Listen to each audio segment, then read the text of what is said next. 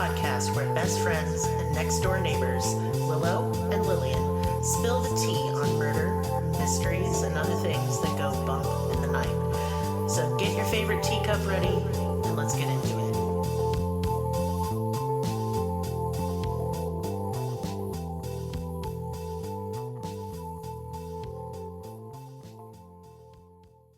Welcome to Cruelty Podcast. This is Lillian, and with me is Maris, even though it's not a Maris Monday. Hello, I guess I got lost. Oh, do you know where you are right now? No. Well, you're in our room. Oh.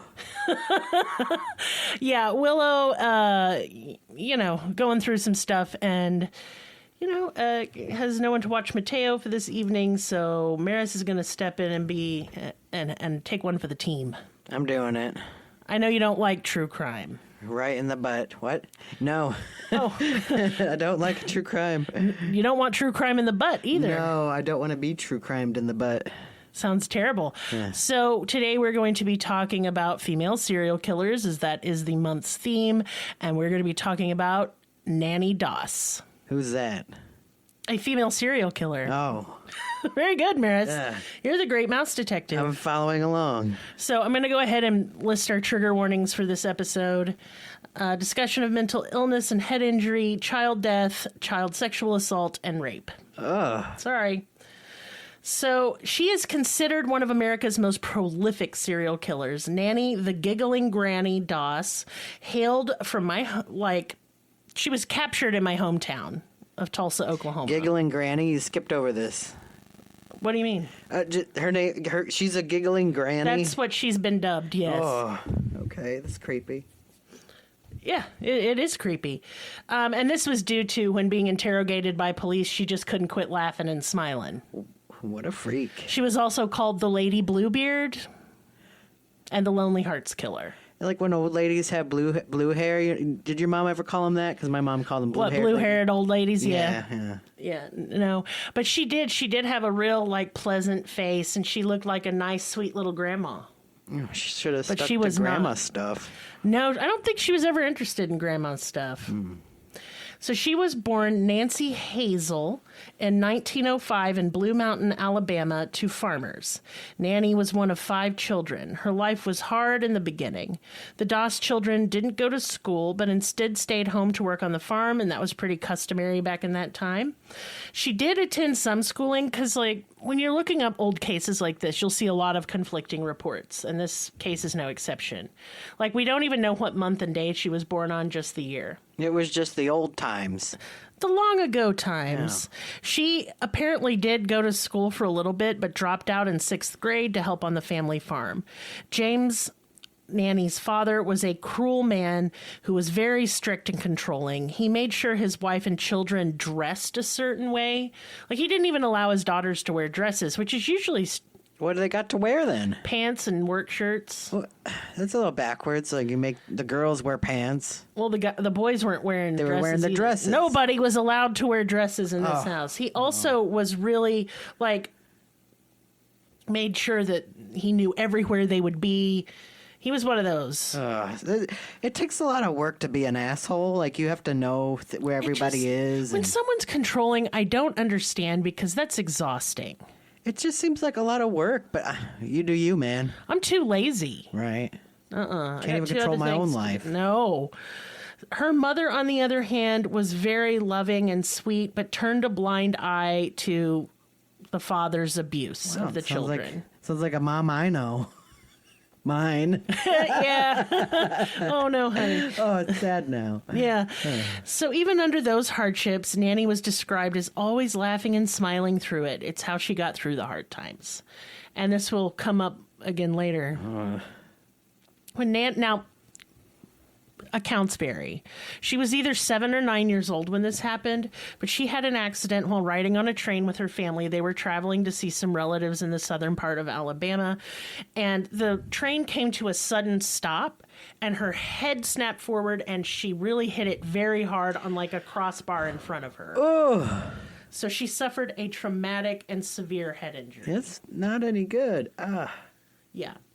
This gave her migraines, blackouts, and she would later say this injury was part of what drove her to kill. So I want to stress that having a traumatic brain injury doesn't mean your whole personality will change and you will suddenly become a serial killer, because that's ridiculous. I mean, no, I have studies had have shown. no, they haven't. I have had a stage 4 TBI, and I have never had the desire to hurt anyone. And I mean, I haven't been. I have. So yeah, well, that's on you, buddy. Oh no! The idea of hurting anyone makes me sick. I just can't imagine it. I did suffer from worsening epilepsy, migraines, memory loss, depression, and anxiety because of it, though. So I always say this because I know we do have listeners who have had traumatic brain injuries, and I want y'all to know that we're not all fucked up. You're ready to kill. No. This is why Maris isn't on here most of the time, if you've noticed. I'm sorry. Yes. It's my coping mechanism. Yeah, you get nervous and you start saying inappropriate crap. I'm just making jokes. So when she was a preteen, Nannie was sexually assaulted by some neighborhood men. She told her father about the incident, but he did not believe her. Oh, of course. This led her to not trusting men and being wary around them, which fucking obviously. Right. Me too. For real. To escape the doldrums of her life and the abuse of her father, Nannie lost herself in romance novels. She dreamed of having her own soulmate and beautiful love affair, and would read the Lonely Hearts ads in the newspapers. And if you don't know what a Lonely Hearts ad is because you're under the age of 500... I know what a Lonely Hearts Club band is. So think of it as old-fashioned Tinder. In a newspaper. Okay. Right? Yeah. No swiping, though. People would place personal ads for partners or spouses or even spicy encounters in the local papers. In the age before telephones, they would correspond via letter. I love those things. I know that this makes me 700 years old, but do you ever read the ads in a newspaper? Remember? Yes, I do. I love going and reading old ads. They're so funny. Oh my God. I'm looking for a humble, simple wife. Yes. Who will do all my laundry and wash my shitty underpants and fold my socks and mend them and do all the household chores and raise all these kids that I have and love me. I like the BBWs, the abbreviations. That's and stuff. me. I'm a big, beautiful woman. Yeah. Yeah. Yeah, no, I love all that stuff. I think it's really funny. Like Single White Female. That's a great movie, by the way. It scared the shit out of me because I knew bitches like that. Anyway, it was hard to meet Prince Charming on the white horse with how strict her father was. He wouldn't allow his daughters to wear makeup or dresses. They weren't allowed to talk to boys, so they certainly weren't allowed to date. It created a sort of obsession in Nannie, and when at 16 she started working at the linen thread company, child labor, she was instantly smitten with her coworker Charles Braggs. After only knowing him for a couple of months, Nannie married him. And then she moved in with him. And right after the wedding, he moved his mother in. Without telling her.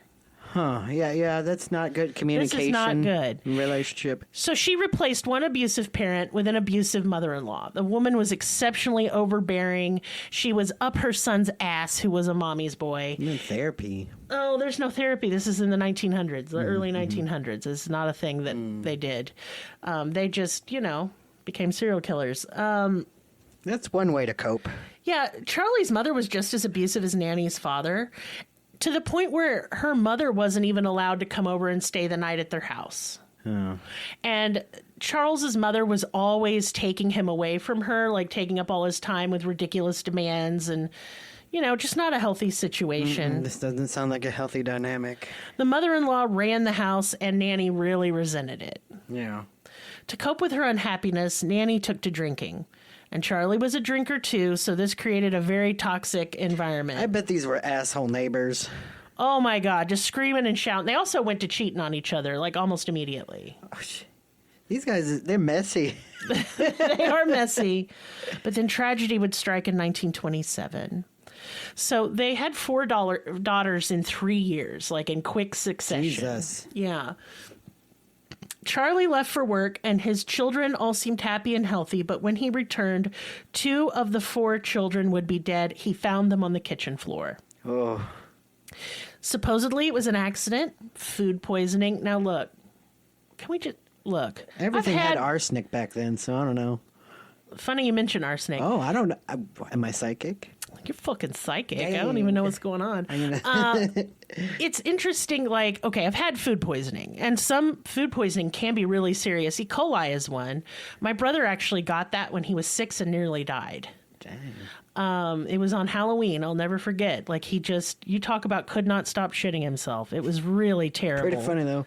No, it wasn't. He was 6 and there was blood everywhere. Okay. Like, it was bad. I guess I take it back. Yes, you must take it back. I don't like my brother, but I didn't want him to shit himself to death when he was 6. It's one way to go. But he got sick over a matter of days. And I've had salmonella food poisoning that I got from Village Inn. Thanks a lot. Shout out to Village Inn. Don't eat there. I mean, I'm sorry, IHOP is just superior, and so is Denny's. Yeah. Fucking love Denny's. But, yeah, so you throw up. You're not just going to be dead on the floor when your dad gets home from work. That is not how food poisoning works. Okay. Yeah.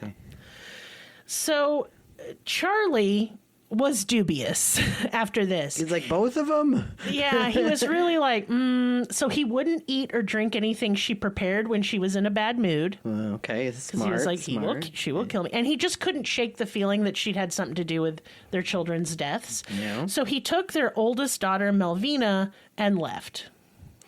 Shout out to Melvina. All the names are ridiculous. Okay. This saved his life and likely the life of their daughter. He would be the only husband of Nannie's to escape with his life. Okay. Because she has a lot of husbands. Oh, Jesus. So, right after Charlie moved out, she stuck around. It wasn't her house. It was like Charlie's house and his mom's house. But she's like, fuck it, I'm going to stay here. And she's there with their youngest daughter, Florine, who was just a baby. Mm-hmm. And then suddenly and unexpectedly, Charlie's mother died. Now, she is not listed as an official victim, but come on. She hated her. Right, yep. So, we wonder. She moved to Cedartown, Georgia, and soon married again, this time to a man named Frank Harrelson. Florine was only 2 when she got married. She'd met Frank from a Lonely Hearts ad. At first, they'd exchanged letters and gifts, but by 1929, they would be married.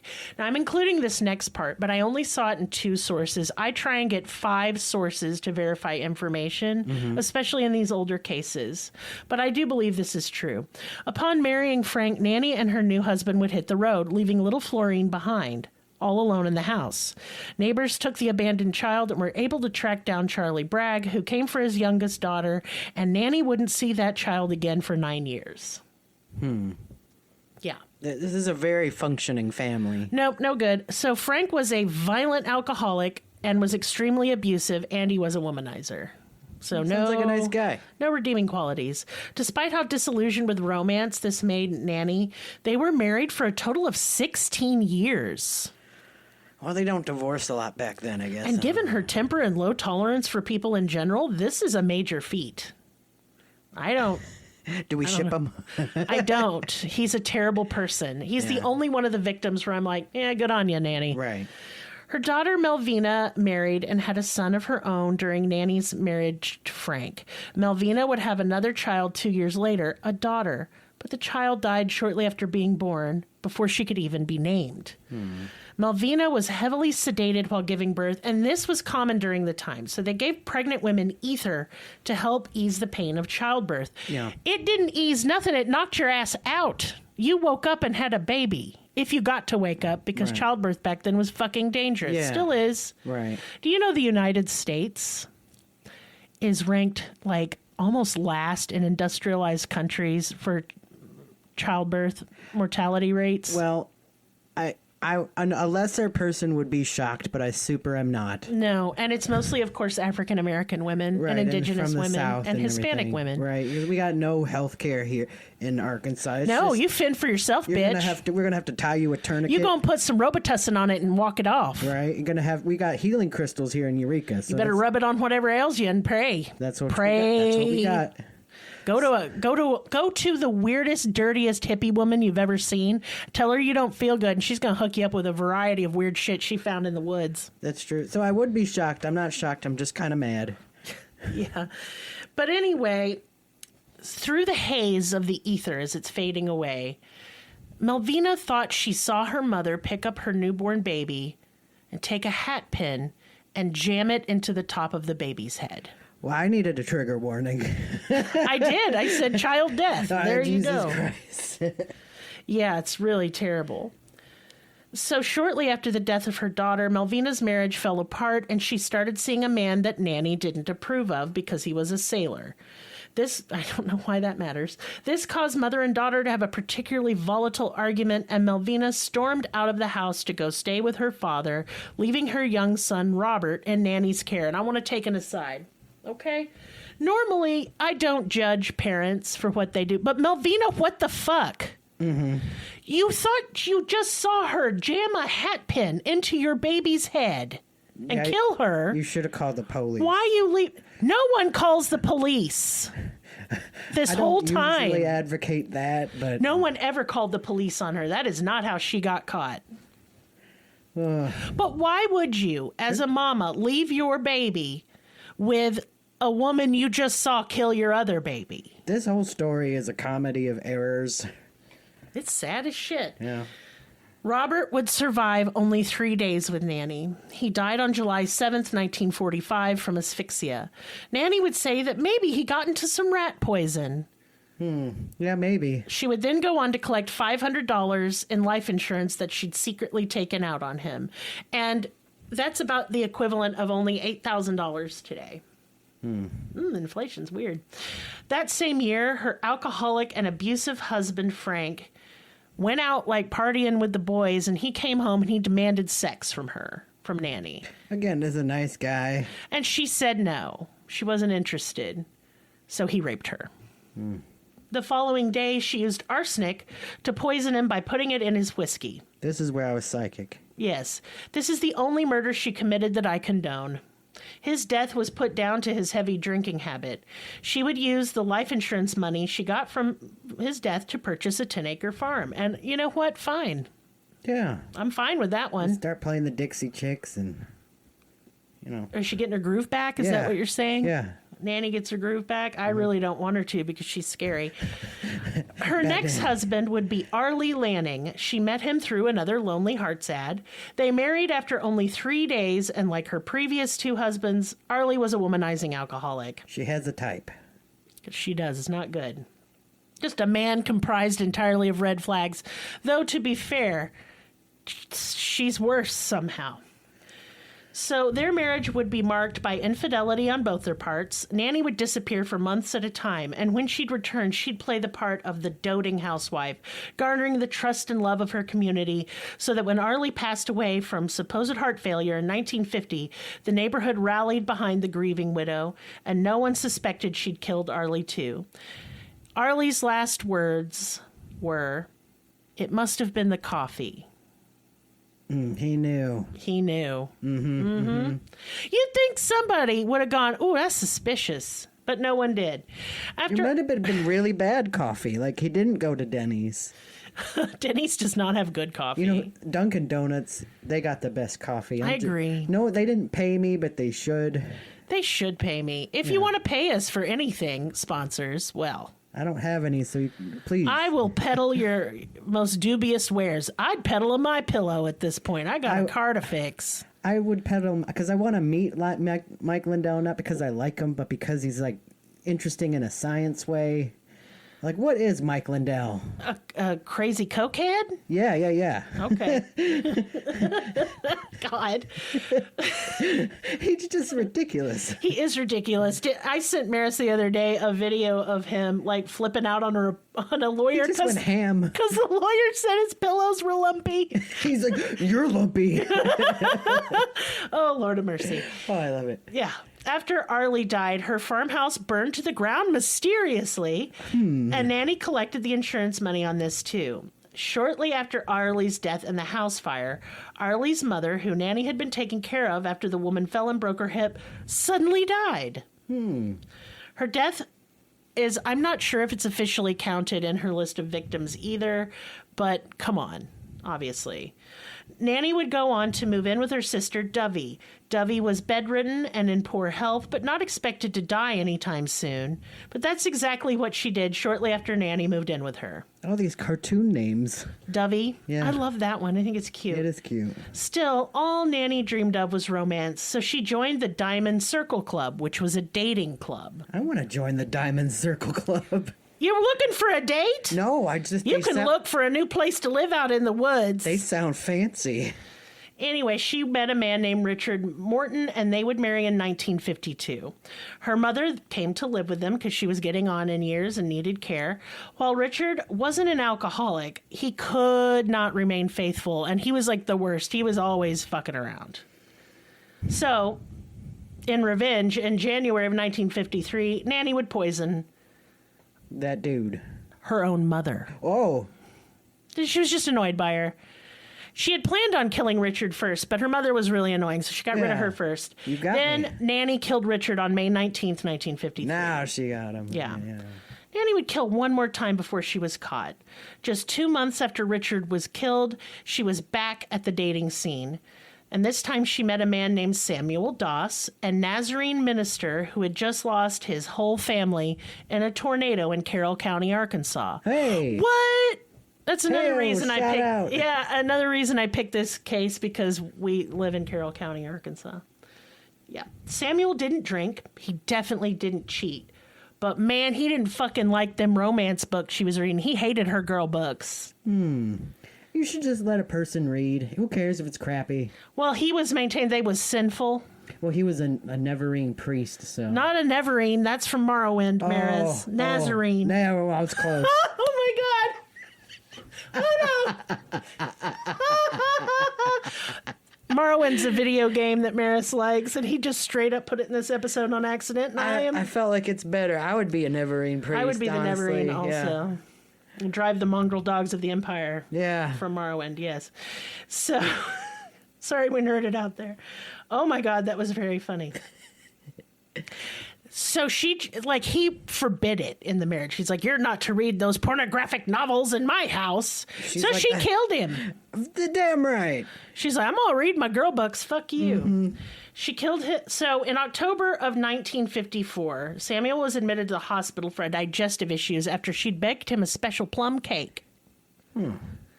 And they didn't test him for arsenic, but they sure should have. But they said he had a really bad digestive infection. They got him stabilized and sent him home to recuperate. You know, arsenic probably might give you a bad tummy ache, so... Yes, that it traditionally does. Yeah. Yeah. Well, she just could not, he was released on the 5th, October 5th, and she wanted to wait 'cause she knew it looked suspicious, but she fucking couldn't. She wanted to read her romance books, so she poisoned him to death with arsenic on October 12th. His death was so sudden and unexpected that Samuel's doctor requested an autopsy. The autopsy was performed, and it revealed that Samuel had a massive amount of arsenic in his system, triple the amount needed to kill him. And the doctor's like, this is kind of weird, but I don't know. No, Nannie was promptly arrested. Oh. And when she was arrested, she immediately confessed. Sort of. Nannie confessed to killing 4 of her husbands, her mother, her sister, her grandson, and her mother-in-law. But I think she killed 2 of her mother-in-laws. Yeah, she never never lost count. She never confessed to killing her 2 children, but she did. Come Maybe she on. forgot. I doubt it. So the state of Oklahoma centered its case only on Samuel Doss. Nannie Doss was prosecuted by J. Howard Edmondson, who later became the governor of Oklahoma. She pled guilty on May 17, 1955, and was sentenced to life in prison. The state did not pursue the death penalty because she was a lady. They'll do it now, though. Oh, yeah, they love Because that's people. clearly feminism. No need for it. It's over. We'll kill women too. Yeah. It's like the whole argument of, well, if there's feminism, can I punch you in the face? Why is but I'm that gonna punch you back. I'm going to hit you with my car. Yeah, fair. And I'm going to go, woo, feminism, as I run over your prone and bleeding body. Yeah. So she was never charged with the other deaths. She ended up dying from leukemia in the hospital ward of Oklahoma State Penitentiary in 1965. She is buried at Oak Hill Memorial Park, and this is in McAllister, Oklahoma. So yeah, that's Nannie Doss. Jesus Christ! I want why? to see a movie of this. I wonder if there is the Giggling Granny, I'd the Lady watch it. Bluebeard. She got a lot of crazy names. If you don't know what Bluebeard is, it is a story of a man who would marry a lady and then cut his wife's head off and keep it in a shed. And he kept doing it over and over. That's the story. That's a terrible story. Yeah, don't get married. That's the moral of that story. Oh, Oops, we already screwed up. Guess your head's going in a shed.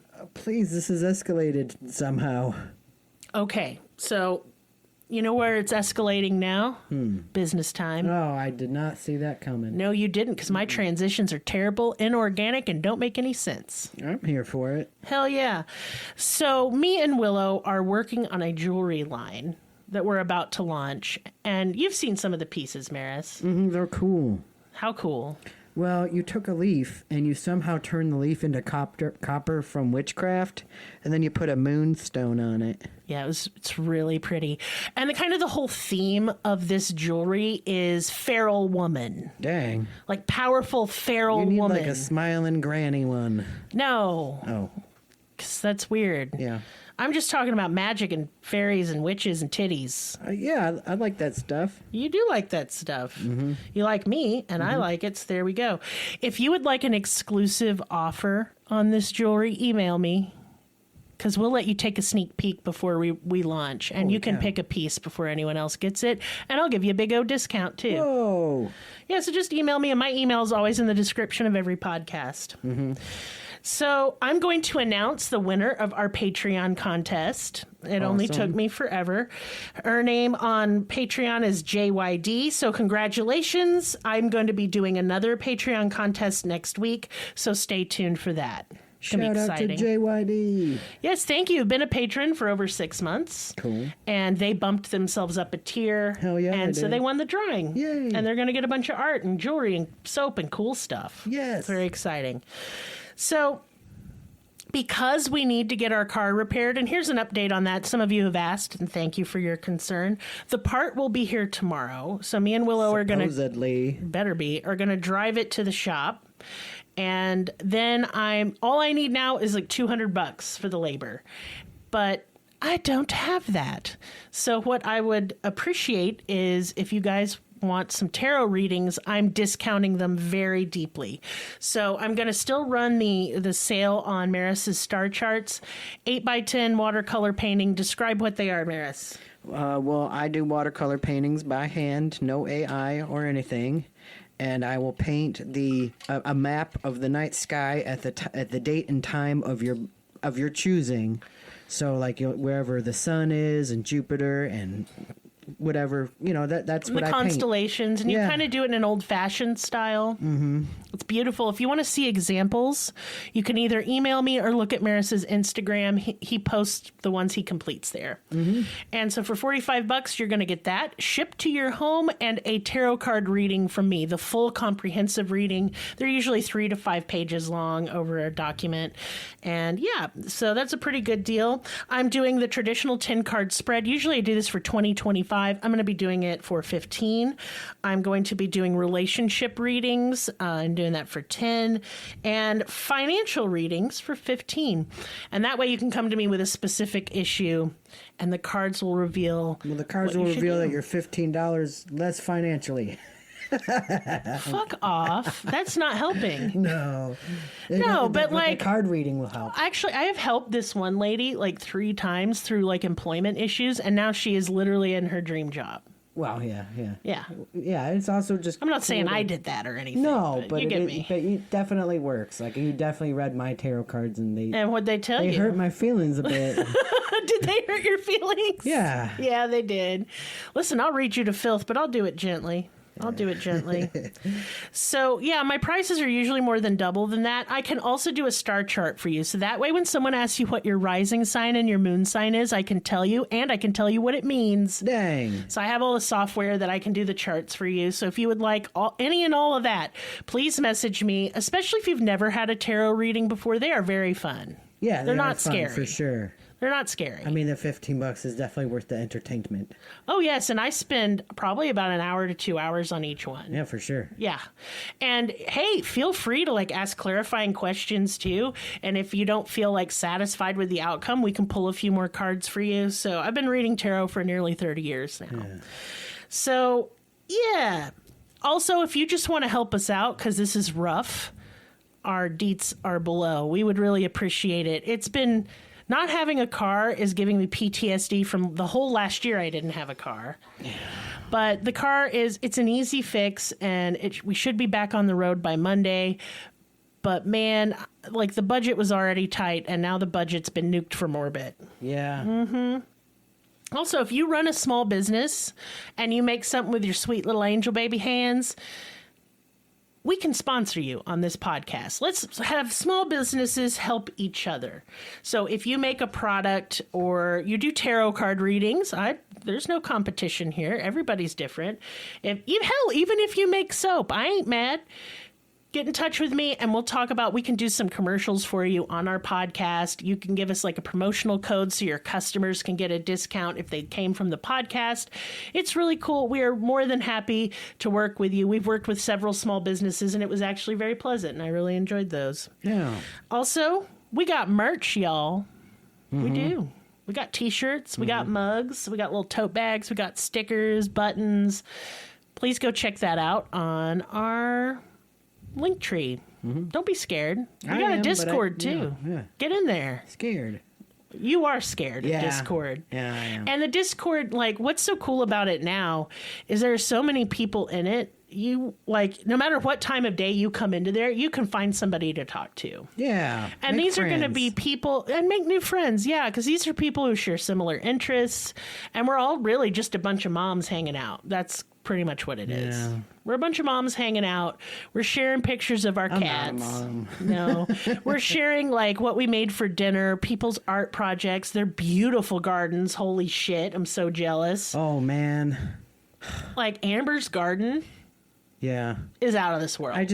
We have nothing but rocks. We got to make a garden next year. Yeah. We have to. Rock garden. Yeah, so and the last thing I want to talk about is our Patreon.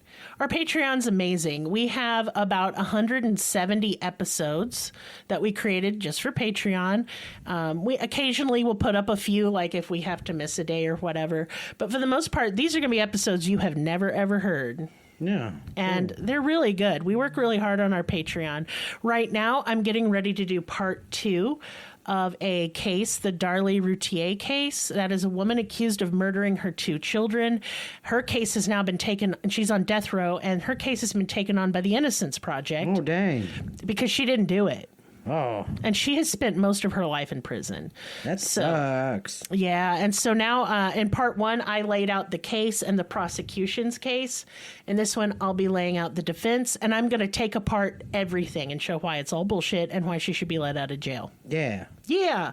So if that kind of content interests you, because we can do longer form content on Patreon. That's just how that is. Then head over there. There's a tier for everyone and every budget.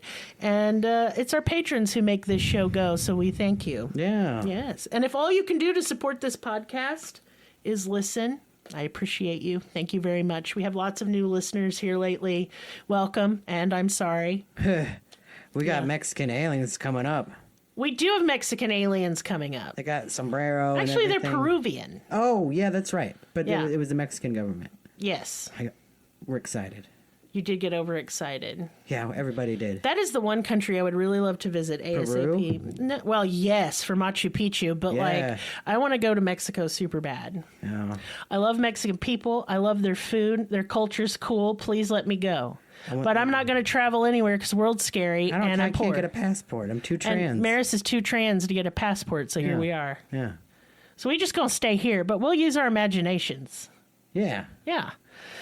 So, yeah, that's it for this case. I know it's kind of short, but like when we dig into these old cases, you either have tons of information or zero. Because usually I try and look up information on the victims and talk about them and tell their story. This case was real nuts. It really was really wild. Like, I don't know. I'd never heard of it before. But Real Housewives of that. That's what it was. But she's considered one of the most prolific female serial killers in history. Well, she went at it. What was that other one? I'd already covered her. Belle Guinness. That was another one. Another crazy name. Yes, that's another old-timey case. She killed like 15 people or something crazy. Holy shit, Belle, calm down. And she did the same thing with the Lonely Hearts Club ads. Never trust that. No, that's scary. Man, dating back in the day must have been just weird. Nightmare. I'm sure it's always a nightmare. I don't, I'm so glad we don't have to date ever again. No. Because if you leave me, I'll just hunt you down, kill you, eat your heart, kill myself, and burn the house down like a normal, healthy person. I think it would be a good, circle because you were into true crime and stuff. Right. Now, I am a true crime. I made one. I made a true crime. A truer crime. And it'd be so horrifying, like the rookie cop would come in and go, oh my God. And then they won't be like, well, this was case unsolved because that's what the cops do. And then they go, they'd throw up on the scene. They'd be like, the new guy can't handle it. There's blood everywhere. They'll never solve it, and it says Lillian did it in blood, but they'll never solve it. I did it. It was me. Yeah, but anyway, I'm going to go now. But hey, thank you guys for listening, and we'll see you next time. Bye.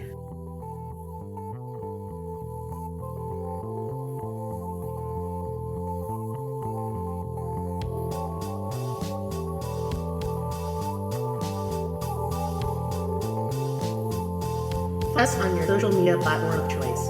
Linktree/Cruelty has all of the links. Check out our Patreon for exclusive episodes, merch, ad-free episodes, live ghost hunts, and much more. Please be sure to subscribe. New episodes are uploaded weekly. Thank you so much. See you next time. Music and production by Bluebeard.